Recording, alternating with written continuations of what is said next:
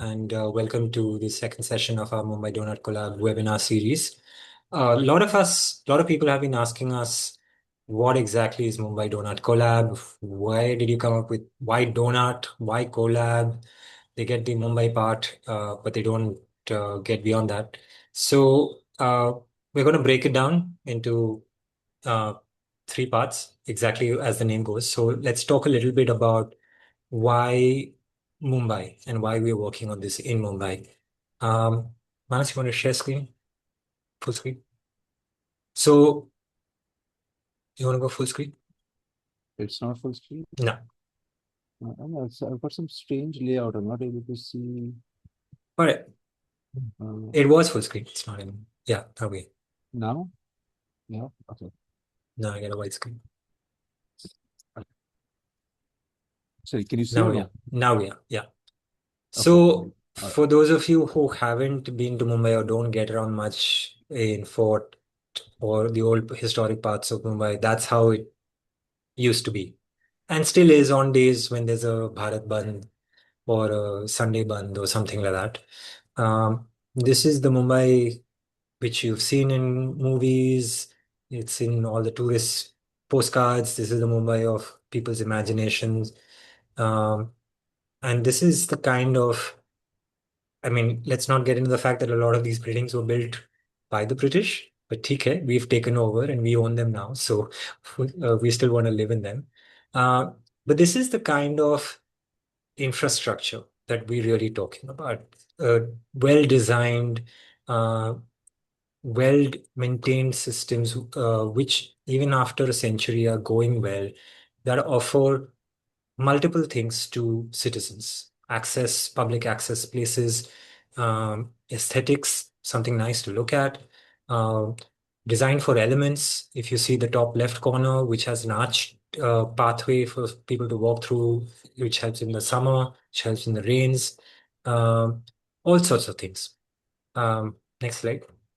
So actually, Fabian, what's interesting is actually all these four buildings were built by Indian philanthropists during the British era, Mm. but actually they were completely financed and built by Indian philanthropists. They were not built Yeah, by the British, right? yeah, yeah, And the idea is that if at that time Mumbaikars, basically Bombayites, Mumbaikars yeah, were willing to put in money to build iconic structure that still stand 100, 150, 200 years later in some yeah, cases, then why don't we see that kind of attitude amongst the rich of today in the city?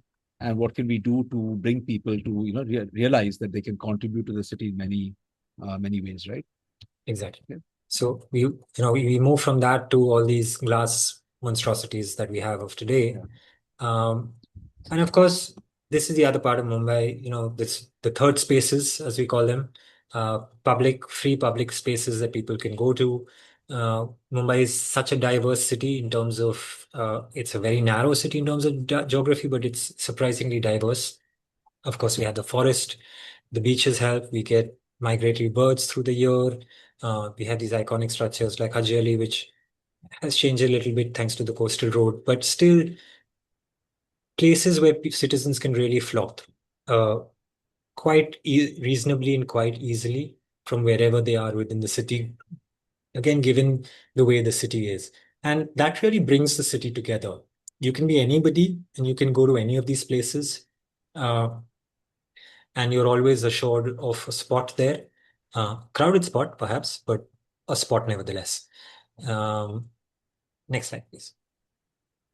Uh, and that's where we sort of started coming. You can see the historical development of Mumbai. I'm sure there are lots of websites and uh, Twitter places, Mumbai Heritage, etc., about how it used to be. Now, sure, the population has probably quadrupled since then, uh, but these are all of these are instances of well-designed systems, right? They were planned to cover, and even today, with all the traffic, with all the population, CST, that junction of CST can still handle the traffic and the population.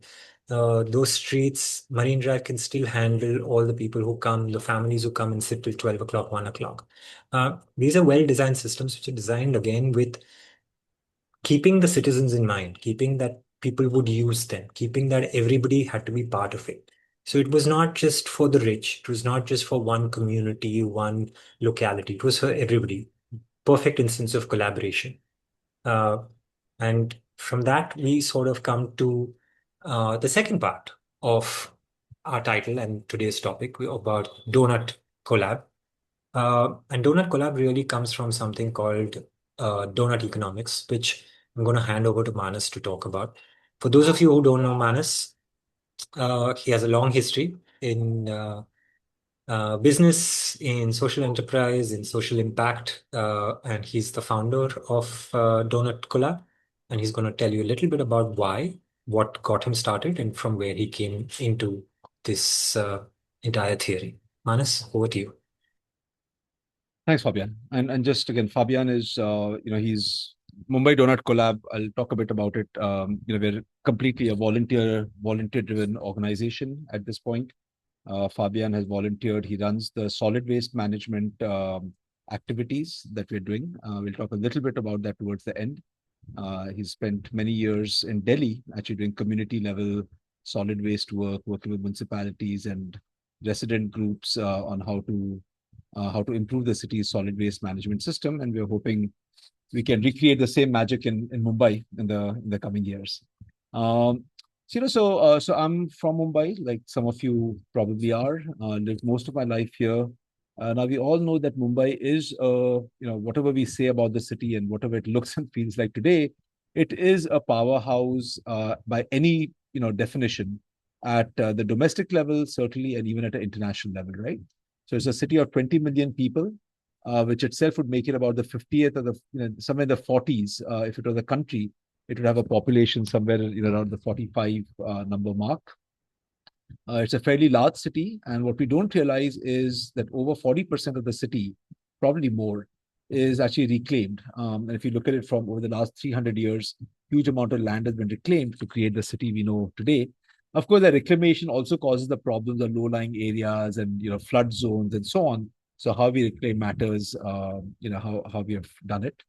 It is the financial capital. We all know that. It has Asia's oldest continuously functioning stock exchange, which is no mean matter given that you've got Hong Kong and Singapore and Shanghai, all major Aden, all major, old economic and trade centers in Asia. We're the oldest stock exchange. It contributes a disproportionate share of income tax and GDP, mainly because a lot of the corporate houses, are based out of Mumbai. This is interesting. It has the largest mangroves of any city in the world, and one of only two cities globally that has a national park inside the city. The other is Nairobi, right? So certainly the national park, which is about 100 square kilometers out of that 437, is the Sanjay Gandhi National Park and the RA Colony. So something that we should be more proud of and use more intelligently.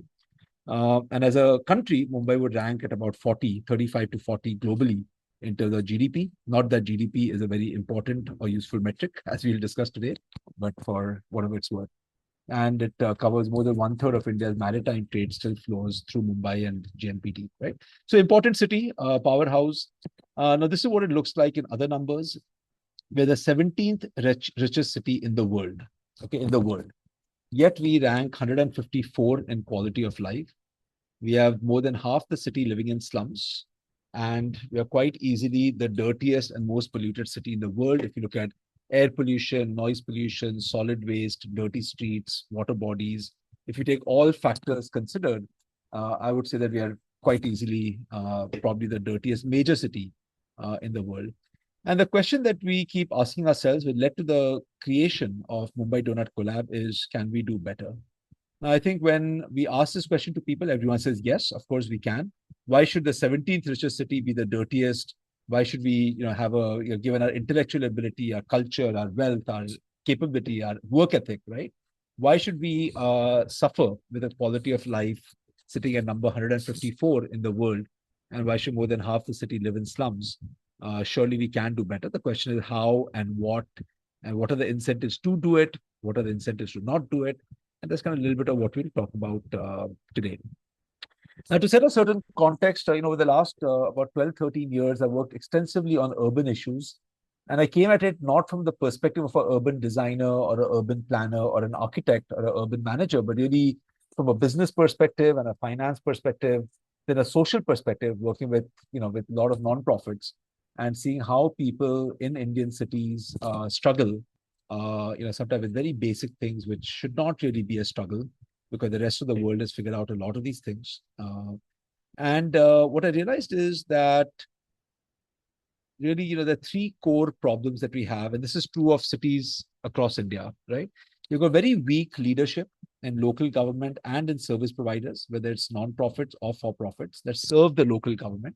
Of course, weak leadership includes weak ethical and moral leadership. So you've got a lot of corruption, of course, but generally, the capability to deal with the challenges of a city, to run a city, that training is not there, that knowledge is not there, that capability is honestly missing. Now you combine it with inappropriate development approaches and solutions and technologies, and we'll talk a bit more about that when we discuss the donut economics model.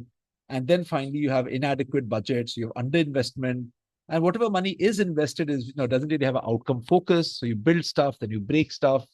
You build stuff, you don't maintain it well, so it gets broken after 3 to 5 years. It's not working anymore. It's a lot of wastage of money. So there's no outcome focus, right? It's just what the government works on. Keep budget spend karo. That's the number one goal, so they can secure the budget for the next year. But then you don't get the and as a result of all this, you have what I would say is unmanaged urbanization. It's not that Bombay is unmanageable, it is simply unmanaged, right? Due to various reasons. We won't get into all of it today. But then that intersects with three other problems, which is climate change, which is a bigger, broader issue that is, global in nature, but also regional in nature. And then you've got pollution, which comes from our economy, and the nature of our industry, regulations, etc. And these three things together are really hitting pretty much every Indian city badly. And therefore, we call it India's urban triple whammy. Climate change, unmanaged urbanization, and pollution are leading to poor quality of life in Indian towns and cities of all sizes and pretty much all across the country. What do we need? We need capable non-profit organizations. We need ethical businesses. That should be responsible government, not businesses. So if we have capable NGOs, ethical businesses, and responsible government, but everything about ties it together ultimately is engaged citizens. When citizens hand over the responsibility of running a democratic society and don't participate in the process or don't engage in the process, and I don't mean going and voting once in 5 years, right? They really, really engage with the process. Then you get the breakdown. The NGOs don't have the support they need to become as capable as they should be. Businesses can get away with unethical behavior, but they know nobody's watching, nobody's going to catch them, especially when they collude with an irresponsible government or a self government that takes care of itself. So therefore, engaged citizens really is what holds us together. And I think that's where India has gone probably more wrong than anything else, that as citizens, we have become largely disengaged from the process of our city, from the decisions of our environment. And then we, sort of suffer the consequences of it, right? And this is not just about, middle income or high income or the poor or whatever. I talk about citizens at all levels. Of course, when we say engage, it is not just people engaging to get whatever they want or whatever they can extract from the state, but really engage in terms of understanding what is going on, what should be done, what is the right and the fair thing to do, and then fighting for that beyond just self-interest. Okay. So that's sort of where we come from in terms of Mumbai Donut Collab. Donut economics was developed by Kate Raworth at Oxford University over the last about 10 odd years. It has 12 social foundations, which is what everyone needs for a decent quality of life. And these are things like water, food, housing, transportation, gender equality, of course, peace and justice, education, healthcare, energy and electricity, political voice, social equality, and of course, work and income, right? So every person more or less needs these 12 to some extent or the other. Okay, some may need a little less, little more. But if we have all these 12, then we have a decent quality of life. But then it also looks at 9 environmental ceilings that we should not cross. So that's really what the climate and the pollution crisis is about, is that in our pursuit for getting some of these things, what we have done is we have started exceeding planetary boundaries. So you've got warming and heat island effect, sewage and ocean pollution and acidification, air pollution, the loss of water bodies, and therefore water supply uncertainties, groundwater and surface water, hazardous solid waste management, chemical pollution, land use and the disappearing green and public spaces, biodiversity loss and non-human life, and then noise pollution, right? So what you really want to do is you want to provide these 12 things in the center without exceeding the 9 things on the outside. And that puts you in this middle zone where your 12 social foundations are being met without exceeding the 9 planetary boundaries. So the question we asked really is that can Mumbai provide these 12 foundations to our 20 million residents without exceeding the 9 environmental ceilings? Now, obviously, this is not easy. As you will see, donut economics is being used globally.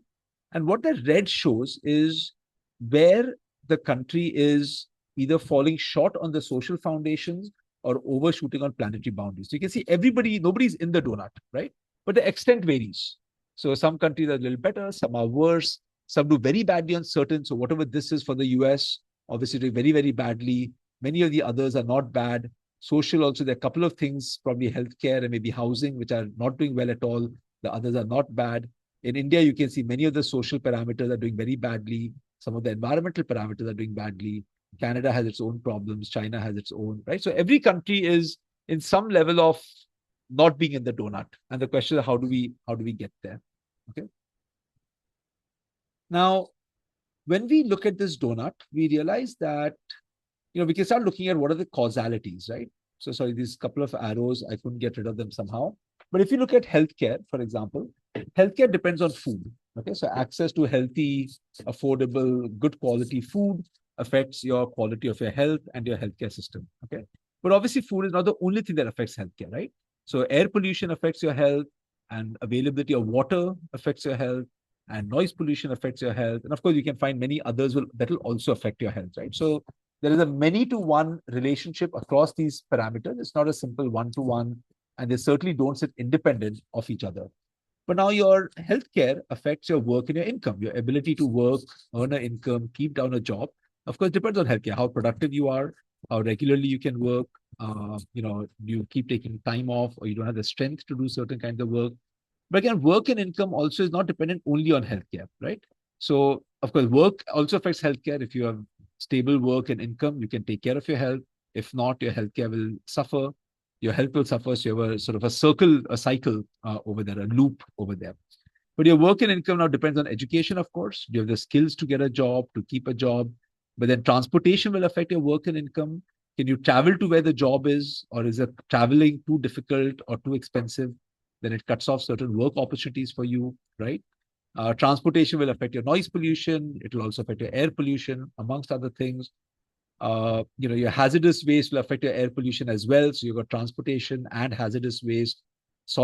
Poor solid waste management systems also affect the sewage system, and you get ocean pollution.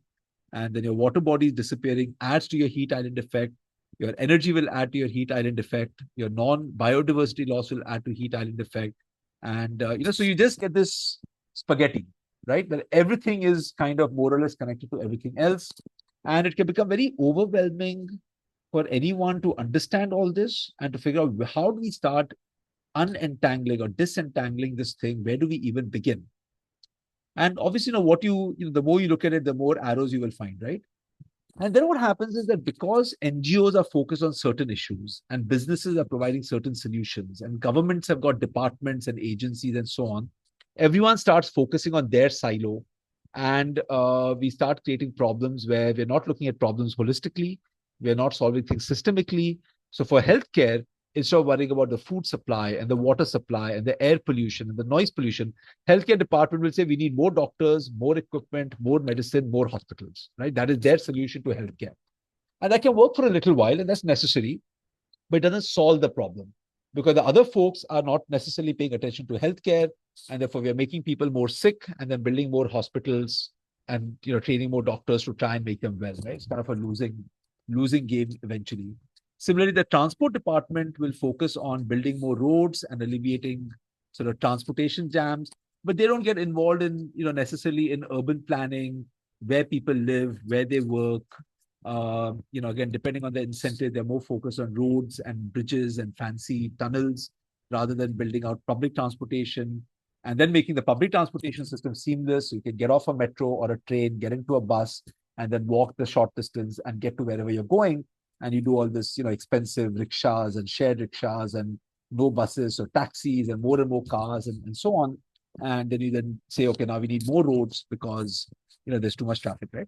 So the fragmented nature of our management and the fragmented nature of our understanding leads to suboptimal and sometimes problematic solutions, right? So how do we disentangle the spaghetti?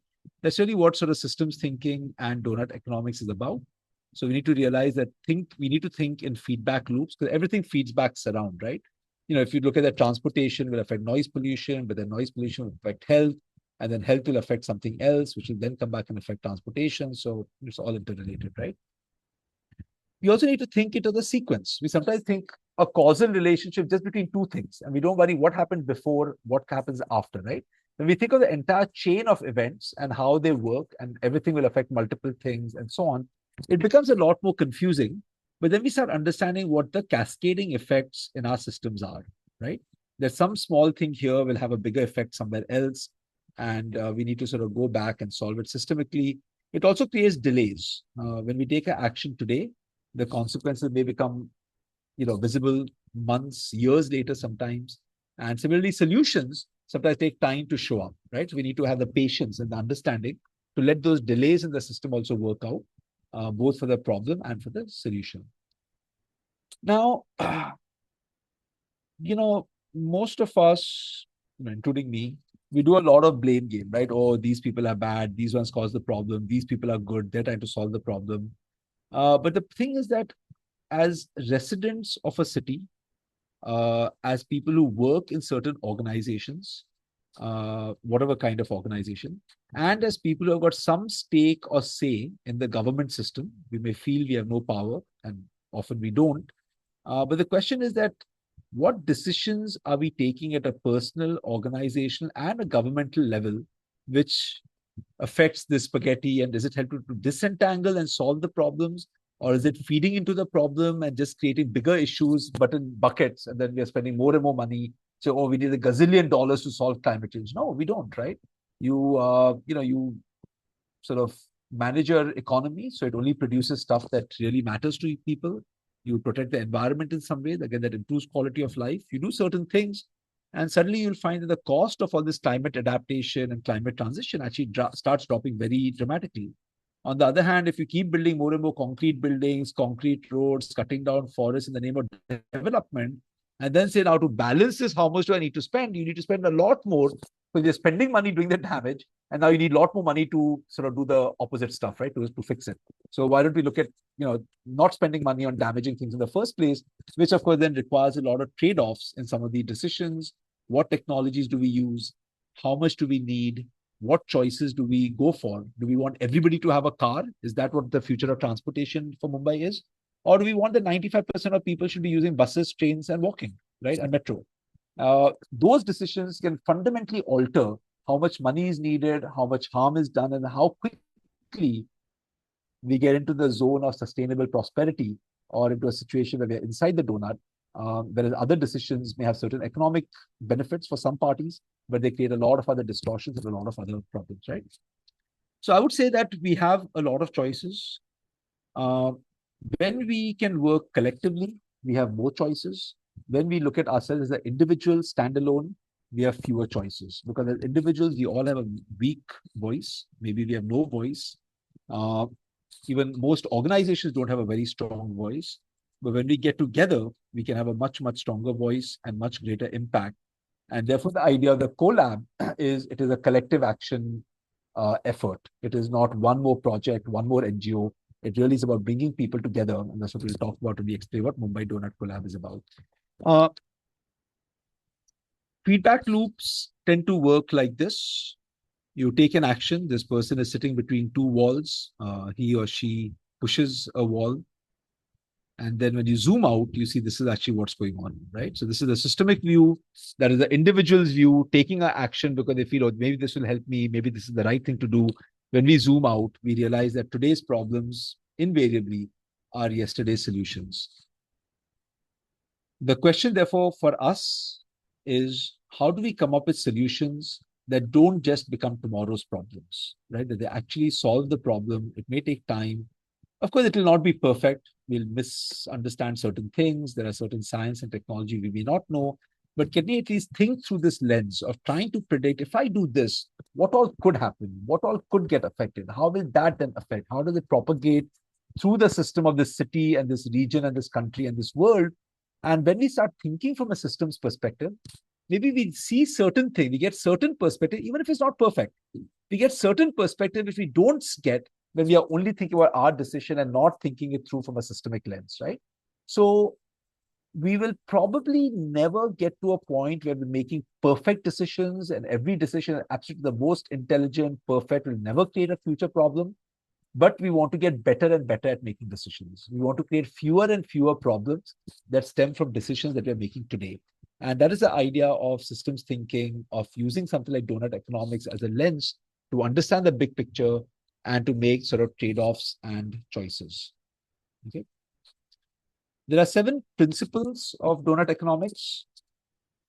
The first is that our goal needs to change from GDP growth at all cost to really creating a safe and a just space for all. And I would say the way to visualize a safe and just space is probably one that improves our overall quality of life. Now, GDP growth, of course, delivers certain improvement in quality of life. We can afford better things. We can have all kinds of things that we could not have 20 years, 50 years, 100 years ago. Today, I would say a reasonably poor person today has got, in some ways, more things than somebody who was very rich 200 years ago, right? They've got avenues for entertainment, for travel, for work. Even equality is, probably higher today than it ever has been at a global scale. So, it's not like we are only moving backwards. There's a lot of good that is happening, that has happened. But GDP growth also creates a lot of other problems like pollution, like corruption, like damage to the environment, damage to our own well-being, our health, mental well-being, consumerism, which has its own challenges. So how do we change the goal from this GDP growth to increasing well-being, creating a safe and just space for everyone? The second principle is to see the big picture and to see how environment, society, and the economy are interdependent. In fact, many people will say, oh, the economy, of course, gets the most attention because it's the most tangible, right? You open the newspaper, it's all about a lot of stuff about GDP and business and trade and this and that. But what we have to recognize is that the economy is a subset of society. If you don't have society, you don't have an economy. If you don't have a strong, good, stable, fair, honest society, you cannot have a strong, stable economy, right? So when societies become corrupt or they become selfish or there's low trust or there's high corruption in society, you'll find the economy, nobody will be willing to make long-term investments. Nobody will offer credit. Nobody will want to collaborate with each other, right? So the economy gets corrupted or gets developed by the nature of society that we have. And you can't have society without environment because ultimately everything that we use, everything the economy uses comes from the environment. Everything we're either growing on earth or we're digging up from the earth or taking from the mountains and we're converting it into products and services. Even the service economy, right? You can't have a restaurant without food and plates and furniture and brick and mortar and steel and cement, right? So even the service economy really is completely dependent on products that we're mining from the earth. And therefore, as long as the earth and the environment is stable and friendly and supportive, we've had a great 12,000-year run. Okay, stable environment, stable conditions. We could do whatever we wanted, taking material, leaving out pollution, etc. Now, of course, with climate change, that relationship, that stability is starting to break down. And we're already seeing more and more migration due to climate events are causing more migration, more stress, cost of living, political revolutions, all sorts of things. And the assessment is it's only going to get worse unless we change trajectory and our relationship within society and with the economy. Okay. We should be nurturing human values and not just focus on the economic man, where we're all just consumers of stuff. But human values are concern, compassion, forgiveness, beauty, helping each other, right? Neighborliness, right? All the stuff that actually adds a lot of value to life, which we call intangibles, because sometimes we're very focused on the money part of the equation. We need to think in systems and not in compartmentalized isolation. We talked about that already. If we want equality, we need to distribute more. Now, of course, there are a lot of ways to think about it. People say, oh, this is very communist in nature. This is this is that. But whether it is through philanthropy, whether it is through Gandhian principles, whether it is through communist principles, whether it is through charity, whether it is through CSR or taxation or whatever it might be, if we want equality or we want to start moving towards equality, we may never get to complete equality where everyone is equal. We need to have some mechanism of distribution. Now, in today's society, it tends to be through taxation. So you want to squeeze as much as you can through taxes and give it to everyone who votes for you and doesn't have much, right? And of course, then people fight back against it. People vote differently. Corruption comes in, wastage comes in. People try to hide their taxes. What we hope is that over time, as people understand the interconnection of environment, society, and economy, the fact that we all are connected and are doing things that affect each other, right? Today, we are having this call today because probably some Chinese factory worker made the devices that we are on, and then some coal miner in Jharkhand dug up the coal, so we have electricity, and then somebody has built your house so that you can sit in this comfortable environment and join this conversation. We go to office because somebody from UP has come and is driving our car or bus or taxi or whatever. Once we start understanding the interconnectedness of our lives with others, not just people we know, but literally across the world and through history, maybe that creates a sense of gratitude or a sense that we owe more back to the world than we think we do. And that leads to a sense of voluntary distribution rather than being forced to pay taxes and then the government does something with our money. Not always good things, right? So how do we still get to the idea of distributing more and accumulating less so that we can have a more equal system? And a lot of studies show that actually accumulating, having less stuff can also make you happy above a certain threshold, right? Most of us don't need all the things that we tend to buy and accumulate. Lastly, how do we move to a circular economy? The linear economy is extract from the earth, build something, use it, throw it into a landfill, into a dump site. Circular economy works at many different levels. It is reuse, it is recycle, it is reduce how much you use, extend the shelf life extend the useful life of products that we use. A lot of things that can be done to reduce the amount of stuff we're taking from the earth and that we're buying and throwing. So you deal with the problem, the pollution problem, and you deal with the extraction of the climate change and the resource depletion problem, right? And lastly, again, it kind of comes back to the first point, which is how do we focus on improving our well-being instead of economic growth? So these are the 7 principles of donut economics. When you put these 7 principles alongside the donut, this gives you the principles of what we should aim for, what we should strive for. The donut sort of helps you to find what to do, how to think holistically, what are the potential solutions, how can we make sure that everyone gets food without destroying all our forests and using up all the water and polluting it and having a tremendous amount of emissions from the agriculture system to pesticides and so on and on, right? Now, that's a question worth asking. If we just say, I want food for all, you get a agriculture policy that may not be healthy. And today we are seeing, our soil is depleting in nutrition, our food quality is depleting in nutrition. There is more and more poison in our food system. Water is getting poisoned and depleted. So while we're trying to get food to everyone, and the food we grow is bad for our health, then you get over processing. So the food system, the way it is going today, we will reach the point where today there's no severe hunger in India, more or less. We will keep addressing the food issue, right? Food and nutrition. But we're doing it in ways that damages a lot of other things. Whereas if we rethink the food as part of the network, we say, how do we grow food without destroying water, without emissions, without sort of poisonous chemicals in our environment, right?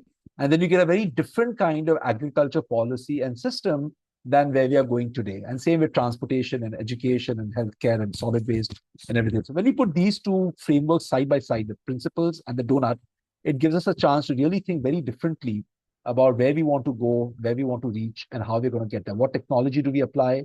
What goals do we set? How much is enough? Now, many people say, oh, this is all, you want to limit growth. I say, no, it's just about what do we want to grow? Let's grow our happiness. Let's grow our well-being, right? That can grow infinitely, forever. Let's not focus on growing our material stuff, which is what GDP really at the end of the day counts, because that has created a lot of problems and will continue to create. But let's focus on infinite happiness growth rather than infinite GDP growth, right? So that's sort of what donut economics really is all about. Let's focus on maximizing quality of life for all of us and not just our GDP. Bhavya, do Okay. you want to talk a bit about Mumbai Donut Yeah. Collab? Yeah. So I think all of us need a minute, one breath after that uh, masterclass in explaining about donut economics and the principles of donut economics. It's a lot to take in, I know, if this is the first time, but I think if you go back and look, and of course, this recording will be up on our YouTube channel, so please do subscribe and you can view it there.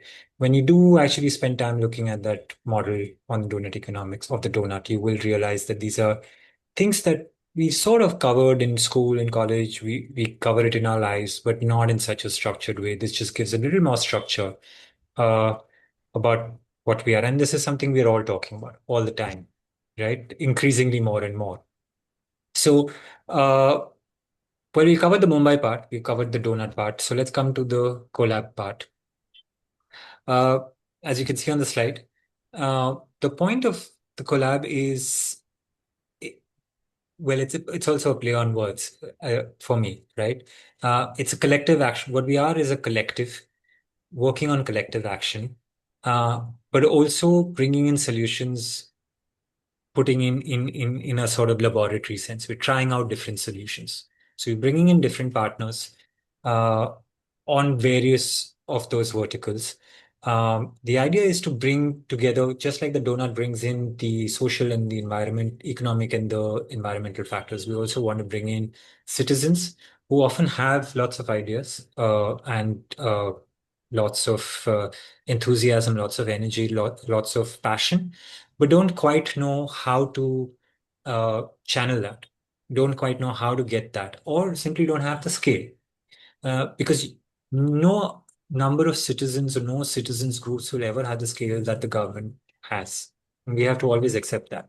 So the way to do is to bridge that, to bring together all these various systems. Because currently, if you want to work, say, on the environment, right, in Mumbai, you could be talking about the Mumbai coastal forest. You can be talking about the mangroves, which are being cut down. You can be talking about the denotification of Sanjay Gandhi. You could be talking about the water nalas, which are being polluted. You could be talking about the trees that are being pruned, uh, the green spaces, the parks that are being redeveloped. But you have various different people working on various different aspects of that, not collectively, not together, not with a person's channel. So if a citizen wants to get involved, they're often confused. They don't know which WhatsApp group to join.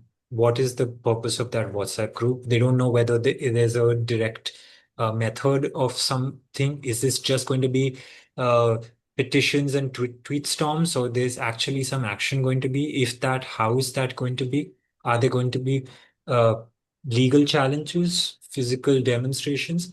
People are not aware. So there's a lot of action happening, but not in a sort of cohesive, streamlined channel space. So that's what the collab part is, that we bring in people who want to do the work, are doing the work with, and connect them with people or entities that can actually enable that work, whether it's a business who's giving CSR funding, or uh, student organizations or colleges, institutions which have vast student or bodies that we can tap into if you need volunteers for cleanup drives, for example, or the government or the media who will amplify those messages using, again, the donut economics model, plugging in these various factors and bringing that together.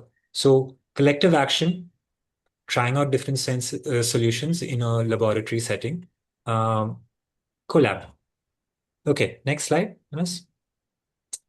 So from that, we came down to Mumbai Donut Collab. One was there was a brief period of, again, there were 21 indicators. So there was a fellowship. We had people come in, volunteers working, trying to figure out lots of sessions, talking to people, trying to figure out what people wanted to work on. As it so happened, one of the biggest challenges that everybody raised and faced was waste management. So solid and water waste management, because they're connected now, completely intertwined. Uh, and it so happened that there's actual work happening in a more proper sense in the solid waste management space. There are NGOs that are collecting waste, helping set up composting systems, etc. There are companies who are working in this space, helping uh, recycle materials, implement biosolutions, whether it's uh, for sewage treatment or biogas. Their campaign groups, their consultants. So as it so happened, waste management seemed to be one of the biggest problems that we got the feedback from citizens. And there were enough people working in this space, and given that fact that waste sort of impacts everything right now in Mumbai, because it's affecting the land, whether it's outside your street where there are garbage dumping points or garbage vulnerable points, which if were cleaned up could be places where people could sit around. You could set up benches with, people could sit around and talk, have chai and etc. It's creating the landfills at Deonar and Kanjurmarg, which are taking over the mangroves, water. Air pollution, of course, we know because of the methane buildup and the occasional fires. All the plastics that's coming into the sea and the water that's coming back into that. So garbage became one of the big key issues. And we found enough people who were working on that. So we brought together the waste vertical.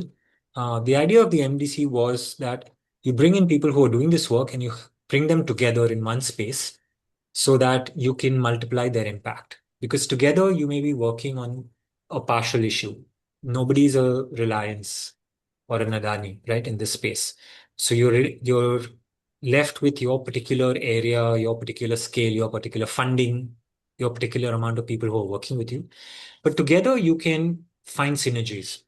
So if you're working in Andheri and there's a particular program you have, and somebody learns about it, but they're based in Chembur, you can't reach out to Chembur. But if you know somebody who's there, together you can help them get into that program, or together you all can work on that program and expand your network and expand the scale. And that brings in more people who see that there is a solution being implemented. So it brings in solution. That's what the aim is also. That if goes back to that old saying, right? If you build it, they will come. So what we plan to do is offer a platform where people who are working have a wider platform to collaborate with peers and partners, build up partnerships and networks. And we've already seen that happening in the last year and a half. And once that's done, once people see that, once you go to the citizens, they are willing to come back, come on board because they see that there's a verified solution in place that's actually having a positive impact. And they're becoming more aware of what they can do and how they can do it. And that's the aim of the Donut Collab, effectively. Next slide. And that's the overall aim, right? To have a healthier, happier city. Like you can walk out of your house and not be faced with a garbage dump and broken footpaths and a tree that's been chopped into pieces, and air that you can breathe in. Um, so we have goals at various scales through Mumbai Donut Collab. All right. One is, of course, healthcare. We want to I work think, on. Fabian, we just go really quick. I think the Yeah. idea, I don't think we have time to, Yeah, have sure. some time for So these are the discussion. various scales. We're just going to put them up for you all to see. So I think the Um, point is that for each of the 21 donuts, we can set mm, certain goals at a neighborhood level, at a city level, create a timeline, see who are the right partners need to get involved in it, and then work on it. And some of these things really can be done at a neighborhood level. Some of them will obviously require government leadership and financing, right? So there are very yeah, different solutions that we can try to go for. yeah. Okay? All I'll right. just talk I'm for going a to hand it back to Manas as well. One of the initiatives that we are looking at in a very different sense, and to explain how this can bring together a city and at a community level. Manas? So I'll just spend a minute on this in case there are people out there interested in doing something at a very specific location, right? So the Experience Improvement District, it's a tool or a framework that is being developed. It's been the Business Improvement District has been around globally, global cities, including New York and London and Paris and Singapore and Tokyo and other places for decades now. What the Experience Improvement District aims to do is it's a strategy, planning, and implementation framework. We simply ask the question, how do we improve the experience of everyone who interacts with this space? So it could be an educational space, it could be a tourist place, it could be a commercial space, it could be a residential area, it could be a green space or a natural space. And then you think about who are all the people who use that space. Right? So if it's a university campus, of course, you've got students and professors, but you've got visiting, guests and faculty. You've got the workers who work on campus, doing various jobs and tasks, right? And how do you improve their experience for each one? What do they experience? What do they need? And how can you design that campus, that university campus, or that neighborhood, or that green space, or the transportation hub to improve the experience of everybody who interacts with this? You look at the shopkeepers, and you look at the service providers, and everyone, right? And then and there's a lot of there are a lot of technicalities to this, but then it leads to the focus of hyper local development and to also improve the economic outcomes from that for that space, because then that creates the financial model for people to contribute money and to get benefit out of that contribution. So it almost is a hyper local tax where people pool in money like a like a crowdfunding, but it's not optional, right? People almost pay like a hyper local tax, like a property tax, but only to improve that area. And the payback you get is better quality of life, better asset values, better rental, lower cost of living, maybe. You can spend less money on air filters and water filters, and you can spend some money on doing something else, right? So that's the idea of the XID. We're looking at starting one in Nariman Point and potentially one in Juhu. So Nariman Point will be commercial, Juhu will be tourist and cultural district. But if you think this could be interesting and you want to work in a neighborhood to improve outcomes there, happy to discuss if the XID is a potential model for you to try and use. We just wrap up with some of the initiatives. Again, we are a volunteer-led organization. Fabian talked about our solid waste management and MDC efforts. We've got a good set of partners, and we're working all together. So how do they have a stronger voice? How do they really make an impact at a city scale? One of the things we feel is that if citizens do more volunteering work in their city, they can have a very tangible effect on improving the city. So can we make volunteering almost synonymous with being a Mumbaikar, right? So can we aim that in the future there'll be a time when every Mumbaikar will spend 2 to 4 hours a week with some volunteering work. It could be right outside their house, it could be education, healthcare, cleanups, whatever it is, right? But they do something which is for the city, explicitly for the city, for somebody else. A lot of people do it already. And for this, you want to bring together the organizations who need volunteers or who create opportunities for volunteers, like a Project Mumbai and others, and have it where citizens can find it more easily, and we can build a social ecosystem to make it easier for people to do volunteering work. Laughter is the cheapest way to improve our well-being. Individual health, physical, mental, emotional, social well-being as a community. And can we create, so we've been studying the science of laughter and how it can be used to improve well-being. And can we have systems where, laughter becomes something very common? Imagine that on the BST bus or the local train, every half an hour, everyone stops and laughs for a minute, right? You start smiling at each other, you feel more relaxed. It's just nice, right? And it costs nothing. And it can be done scientifically to actually improve health. Or, school assemblies, college assemblies end with, 5 minutes of laughter, right? Making all the way to a 1 hour sort of laughter session, which has tremendous health benefits, actually. You can combine with yoga and Tai Chi and other All things. planned, of course. Let me just stop in there, because if you suddenly are a tourist and you don't know this is happening in a bus full of people and they start laughing, you would think that the city is not just gone Yeah. haywire, but a little bonkers. Yeah, but Uh, then eventually people join in, right? yeah, sure. So these are uh, some of the things, yeah. and So we're building a partner network, as Fabian said, and yeah. then we do fellowship programs for citizens and for journalists that we're planning.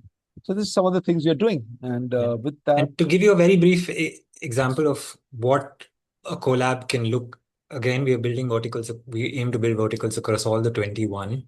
The solid waste management one is the one that's most active right now. We have 28 partners, ranging all the way from individual consultants to cleanup campaigns who are actually doing, so beach cleanup people and waterway cleanup people. Programs that are actually working in schools around solid waste and picking up plastic, etc. NGOs in the space, actual companies, and research bodies that are working on the space. So it's not limited. It's a wide scope that we have, and that's something we want to build up along all the other verticals, so that every citizen, like Mana said, every citizen can actually be happy in living in this city and want to live in this city. And that's and pretty much the Mumbai Donut Collab. Um, and I think that's the end of our presentation. And of course, why we're I'll doing this. yeah, I'll just leave it for you to Yeah. lead this. Shall we give And some time for Q&A, please? and now Yes. we're open to questions and answer questions. You can ask us anything about the overall concept or how we're planning to do certain things. We will have an entire dedicated webinar uh, around the solid waste plans in some time. Uh, this was just to talk about the moment. Right? We'll be talking about more of our initiatives in that session, but you're welcome to ask us questions. So, anybody with questions? Manoj, you can stop sharing screen.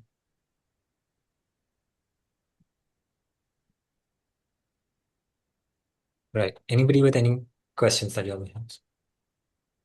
So if people don't have questions, let's ask them questions. Let's ask us I questions. think Right. let's give people a minute to raise their hands, Yeah, frame their questions first. I saw it. Yeah, Aman. Hi. Hi, good evening, everyone. I'm from Delhi and I have experienced Mumbai a lot. I've also lived in Mumbai, so I could relate to a lot of things that you shared. My question is that, I notice a lot of, structures that are not being used, like buildings sitting on lots that are not being used. And I'm just curious that how do we go through the state, what is the route so that these can be revitalized? Because I'll tell you this, I am in this neighborhood and I see that there's this hospital building that has been into disuse for the past 15, 20 years. Yeah. So I am tempted that, just to invite, maybe a hyper retailer or a coffee chain or, somebody so that, that space can be unlocked. And then I knock doors with these government entities, DDA and other places, and there was not a lot of interest there. So, have you also faced these kind of situations? And if you don't want to take questions from Delhi, that's also all right. But just over to Yeah. you. This is Let me give you a quick answer. So we have not done, at least as through the Mumbai Donut Collab, we have not done anything on this. There are some interesting models globally to look at, though. New York did this thing where anybody who had a plot of land, so they did two things. Many cities have a system where you actually pay a very high property tax if your property is unused. So it's a disincentive to just leave it in a broken down or unused. Your property tax would be 10, 15, 20 times what you would normally pay for a used building that is in use, right? So that's one incentive. But New York and other cities, they have a way where any party, any registered organization like a non-profit or a citizen group can enter into a three-way agreement between the municipality, a landlord, or the whoever owns a property or a piece of land and themselves, and get access to that land for a period of 3 to 5 years. And because it's a clear arrangement, there's a law around it. They cannot then refuse to return it. It is very well regulated, and they to leave it back exactly the way they found it. And a lot of people who had empty plots were then willing to give their land to an organization which could open a small cafe. It could be a public library. It could be just a spot where people can sit and talk and meet. And a lot of little spaces popped up in New York City after they were able to pass something. It's something that we think would be lovely to pursue for a city like Mumbai. But maybe you can think about in Delhi. I'll give Would you there an be example interest? from Delhi. The Delhi government sure. wanted to phase out all the dhalaus, right? Because they didn't, people used to complain all the time that the garbage is dumped outside. Some of it is like in South Delhi, it's outside Panchil Park, if you know where it is, and it's smelly, it's dirty, it's unhygienic, rats, etc. And they were moving towards more compact stations, etc. They're like, we have these structures because Bombay doesn't have much of these, but Delhi and Pune have these walled structures where the garbage was dumped inside. They're like, why do we break this down? So they offered NGOs or community groups, etc., saying that if you can give us, we sign a 5 year or a 3 year MOU, show us your financials, etc., and give us a good case community scenario. So a lot of these thalals in Vasant Kunj, for example, have been taken up by NGOs. Some have been turned into community centers where they're teaching um, young children, women, self-help groups, they're teaching them stitching. Some maybe turn into a community library. So a large space like this would be a nice community center. It could have a mix of a library. Like Bombay is one of the biggest problems like Bombay faces compared to Delhi. And even in Delhi, there are no major public libraries anymore, except for, the British Council or the National Library. There are no community libraries left. There are no community centers left, art places, those kind of things. So, and that's something that you can do that even at a small level. So if you can get together a group of community groups that are willing. So the free community library, that's one group. They're always looking for spaces. They have in Bansa, etc. So those are ways in which people can come in. Co-hosted spaces which can be used for one weekend on for arts and drama, for dance, for just community meetings like this to have. That's something we will be talking about later. We are hoping to start having community meetings in Mumbai localities. But just having an open Chopal space that people can get together and talk, not maybe on issues which gets heated, but just talk. I'll send you the link. I'll send you the link. Shreya, your question. Thank you. So maybe that's something that you could explore. Shreya? Hi, Shreya this side. I'm based in London, but I've spent quite a lot of time in Mumbai. Um, I actually, a few quick inputs on one question. One, thank you for sharing about donut economics. I think being an economics fan, this is something very new to me. And, I think I will probably be sharing this back with some fellow friends and family and friends who live in Mumbai. Also about the collab that you're doing is pretty great. So a quick question I wanted to understand, because all of this is very volunteer focused and public focused. How does this lead to policy? How do you, at the end of the day, get connected with the government folks? Can some of the work that you're doing convert into, simple rules or into policies? Or how far are we from there, or how close are we from there? Yeah. You want to take that? Shall I? Let me give I, you an example. Manasul can talk. For instance, one of the things we're trying to do around the solid waste thing is, again, because we have professionals working in the space. So by convening them together at one point, we can this is something that will come out, but say there's a funding opportunity in the waste management space, right? They come to us because we can simply directly connect them to 28 organizations which are working across the space. So for them, it becomes easy to find direct funding, and it becomes easy for our partner members because they have a direct funnel to a funding system. In terms of policy, simply by being a collaborative that today uh, in various ways. So whether by sort of awareness campaigns or directly picking up waste from sanitary waste, etc. The members of the waste collective are reaching directly or indirectly about 1 million Mumbai citizens. So when we go to put down a policy and we can talk to the government and we say the new bylaws are in place, are coming up in now. So we will be going to the plan to meet with the municipal commissioning and say, we want to work around this. So let us talk to you and let us tell you where we are good at and how we can help the BMC in the places you struggle, and develop a policy around that. And saying this is already in place. This is what you need to implement. How do we implement that? So it creates a collective because for CSR likes if CSR wants to work around education, they're not going to they'll fund a small education that's working with, say, homeless children in the Mumbai streets. But if there are 15 of them, then they can do a fundraising round for all of those. It has a lot more impact than doing one.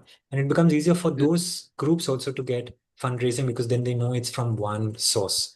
So the collective voice just makes it easier from both ends for people to get access to policy and funding, and for policy and access to get enable actual action on the ground. Manas. I'll just add one more perspective to that. See, many of the partners, so when we said, those that box, there's the partners and then the citizens, right? How do we bring them together? See, many of these partners are already working with government, their service providers, their advisors, they do research, whatever, right? Many of them do. But they don't have a voice in front of the government because they're alone and they're often small organizations. Some of them are not so small anymore. But if they can go to, so, one way is if they have other partners that they meet and they build that trust because they're now meeting in a neutral space, in a kind of a supervised kind of, in a sense, right? Now, they can take those partners also to their government contact and say, look, this is what I'm telling you, but also hear it from five other people. Then you'll take me more seriously. Or I can only do so much for you, but these people can do other things for you, right? So we feel that if we spend enough time, or if these organizations spend enough time getting to know each other and building trust with each other, they can support each other's work with the government and thus have policy impact. And of course, as Fabian said, we can go as a collective.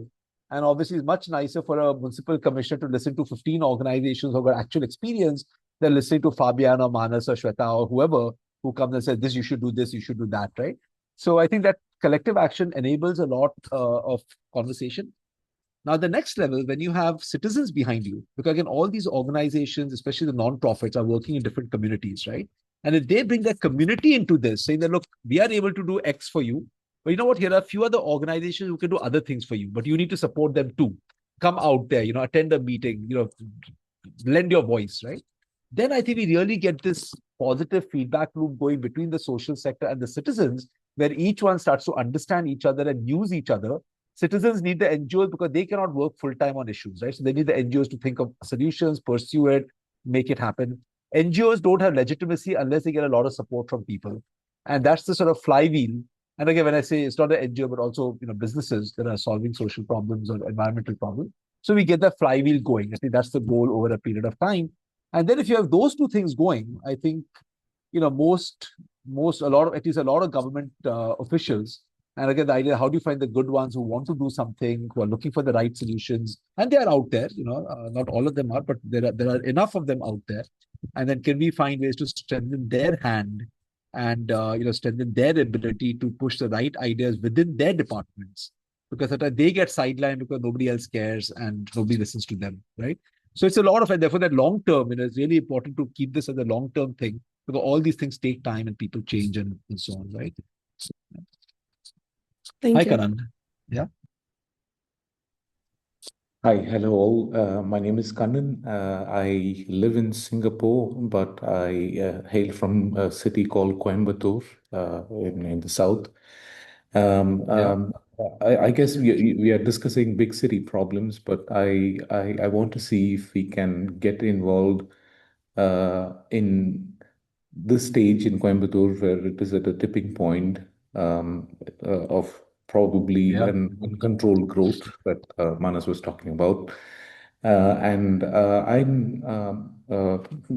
trying to launch something called the Sustainable Cities Collective. So it's just to make sure that the urban growth is both sustainable and livable for mainly tier two cities Yeah. like Coimbatore. So perhaps Yeah. the intervention at this stage can be easier, perhaps, than what you can do with a city like Mumbai. Yeah. And so what I'm envisioning this as advocacy, policy advocacy group, but mainly as a federative thing, because a lot of things that you presented really resonated with what I'm trying to do here, because there are many groups working in the city, but they are still focused on very specific things, like you pointed out. And there are other pieces of the puzzle that we want to bring together and make sure that the connectedness of everything or the systems thinking view is and finally certainly there's a lot to do about shaping the narrative, make creating public awareness and stuff like that. So my thing is I'm looking for people like you to looking to you to get some lessons or advice or tips. So I would request that we have a very formal means of having sharing lessons learned. So that is my only request now. And just on a personal note, Manas, Anupam introduced us. I don't know if you remember. We are in Ah, WhatsApp group. yes, yes, Yeah, yes. Yeah, yeah, yeah. Of course. Hey, hi. yeah. So I didn't make the connection. But nice, nice. Very happy that you could join us. So, Kanan, we are starting to do a lot more of documentation in public. These webinars, today we had a site visit to a biomethanation plant. We've been starting to do a lot more public active facing activities, partly because of this. People who want to get involved. We've had inquiries from Chennai and a couple of other cities also saying, how do we implement this model there? Uh, to be honest, I'll give you two answers, and Manas will add to it because he has a lot more history with MDs, this thing. All these movements do have to be organic to a certain extent. We could tell you how to implement this, give you the broader framework, but we wouldn't know who the players are in Coimbatore. You know them. And for them to have that trust, it has to be with a local peer or a peer, right? So we are looking to document a lot of this about how these things go up. And again, the collab is not limited to partners within our vertical because we are also now talking to other groups which are doing mass work within Mumbai in different spheres. So to collaborate with, so we're doing sort of intra and inter and becoming like forming a meta platform as well, where we're working with the groups that are doing across so that we can do collaborations in whatever means. Because as you sat through the thing, the scope of the scale of the problems is just insane. Right? It's too overwhelming for any one group, however big, to tackle it, any one collaborative to tackle it. So we need to build collaboratives of collaboratives. Right. So we are going to start looking to document like frameworks and start putting these down, and we'll be happy to share that with you. Manas will be happy to talk a little bit more about how the initial phases can be set up, what is required, challenges you're going to face, skepticism, that kind of stuff. But we're happy to talk about that. I think Fabian just took the responsibility of documenting and sharing. Yes, because we also do Well, want it to so be, you're right. We do want to, no, we don't want it to be about so Mumbai Donut Collab. We do yeah. want to have all cities to be livable sustainable. Because today, I mean, I was in Delhi 15 months ago. I live in Bombay again now. 10 months, So 2 years from now, who knows where I'll be. So, So Karan, look, happy to connect offline and for us to have conversations with you. See, the thing is that the path that we choose depends on both our environment, what the city is like, and what we have access to, right? Today, if Anand Mahindra were to say, I want to start Mumbai Donut Collab, it would have a very different trajectory from us saying let's start it, right? So, depending on what your networks are, who else is aligned with you, what the local culture and the sort of state of mind of people is, you have to develop a path accordingly. In Bombay, we said we really need to work with the people because it has become a reasonably apathetic city, right? People just want to do their own thing, make their money, live their life. And at all levels of income, increasing, you're just seeing a complete disconnect with the public realm. And then you can't have a functioning democratic society if people are not involved with the politics, right? Whereas in a different place, the culture is different, the politics is different, and maybe there's a different way of engaging with them and getting outcomes. So I think each place, acupressure really depends on the nature of your body, right? But happy to discuss and see, what are some of the common things, how to bring people together. But I think getting people together is very important, and that takes time. And not everyone will want to work with each other. Some people are happy just working on their own. We've got to say, fine, look, whoever. So even here we say, whoever wants to come, whoever. So this is what I ask people. Okay, this is actually an interesting question. I say, and people always say, oh, non-profits don't want to collaborate and all, right? So I say, okay, are you absolutely perfect at whatever you do? Because most NGOs will say, oh, just give me more money and I'll solve the problem, right? So how do you get better? I said, no, our model is fine. I said, if your budget were to not grow at all for the next 10 years and you knew that, would you do everything exactly as you do today? And they said, no, then we'll stop doing this, we'll do more of that. I said, why don't you start doing it today? Become more efficient, right? And then learn from others. So I think, getting people who want to do things in a better way and change is very important. and then surround yourself with those people, and then use something like a XID framework or a Mumbai donut economics framework to give it that intellectual kind of backing. But yeah, happy to talk more Thank you. down the road. Yeah, great. Aman? Yeah. Yes, Manas. I'm very fascinated with this XID framework. I have read about business improvement districts, and Okay. this is an interesting concept. I want to talk at length about it, but I know you guys finish at 8:15. We are running over time, so I'm going Yeah. to just park my question with you. That Yeah. what was the most important ingredient in selecting Nariman Point and Juhu for the two implementations? So Yeah. we can talk now or later as you Okay. see fit. Yeah. I'll Thank give you. a 1 minute. I'll give you a 1 minute answer that we can talk more later. Again, I think in both places, in Juhu, we have actually not started working. We're looking at doing it. The advantage of Juhu is I lived there. So again, the ability to know certain people. See, Nariman Point, when we started it, we said we want to find 30 people who will back it by contributing 5 lakhs a year for the next 3 years, right?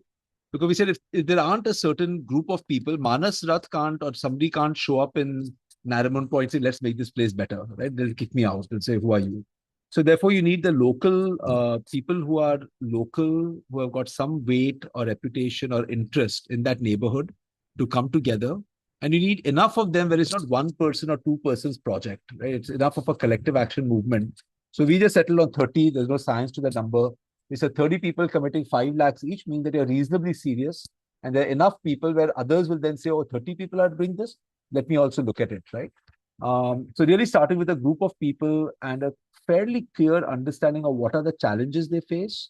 So you want to have clear challenges or problems that you think are solvable in the near term. Then, of course, there can be many other problems that require more time and more money to solve. But So, clear so problems that are you going after the CSR money? This is Nariman Point CSR money? No, No, this is so the outside. first are 30 individuals. 30 Okay. individuals who say, I'm willing to put 5 lakhs of my money to make this place better because I work here or, I own my business here and I think it's worthwhile trying something. Then later, as we get into more projects and we need money for some capex and all, then we can tap into CSR or foundations or government or whatever.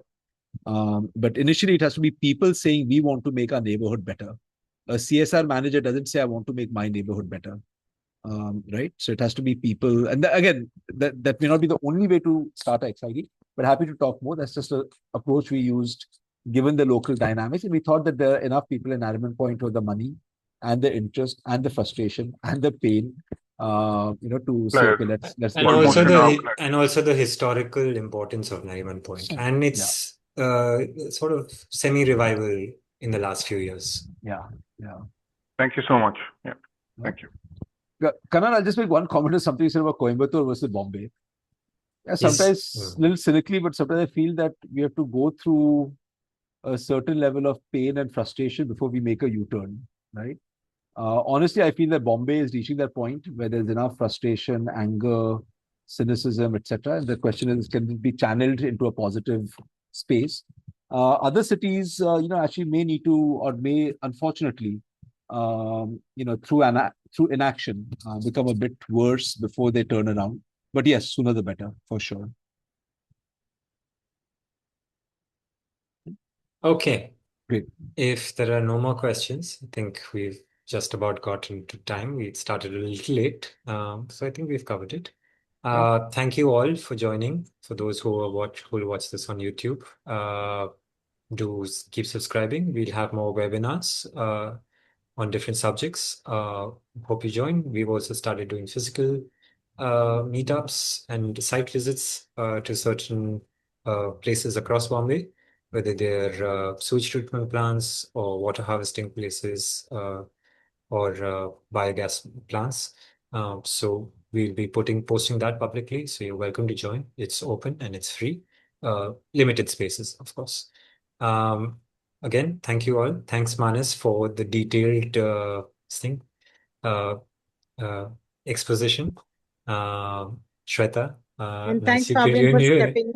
Thanks, Yeah. Fabian, for stepping in Thank you. because of Yes. my delays. So Yes. Ex- And glad Excuse to see me. you back. Hi. Can I say something? Yes, of May I course. say? Of course.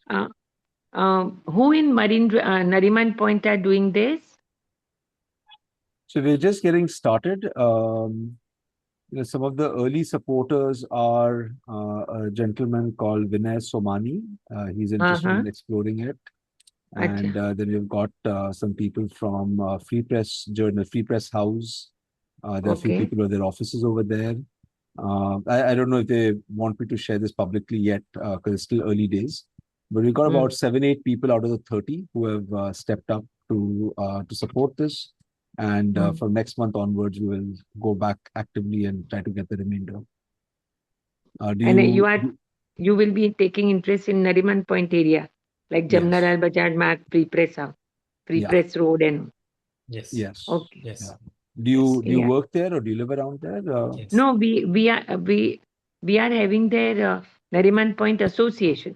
Yes. Yeah. So we've had conversation with a few members. I think right now the formal, and of course, the formal association, I think their attention is more on the redevelopment and the collector land and some of the bigger issues. But we will, once we get that core group of individuals, then see they have the authority or they have the ability to go to the Nariman Point Association and say, look, let's do this, let's support this, right? So the idea is to get that core group together first and then start talking to everyone. But Nariman Point Association, I hope, will be a key partner in doing this. Absolutely. Yeah. Sure. Yeah. Sure. Okay. And on that note, we'll wrap up for this evening. Thank you all for joining, and good night. Thank you very much. Have a good night, everyone. Thank you so much. Thank you. Good night. Thank Bye. you. Bye. Thank Yeah. you. And Kanan and Aman will connect one-on-one. Yeah, sure.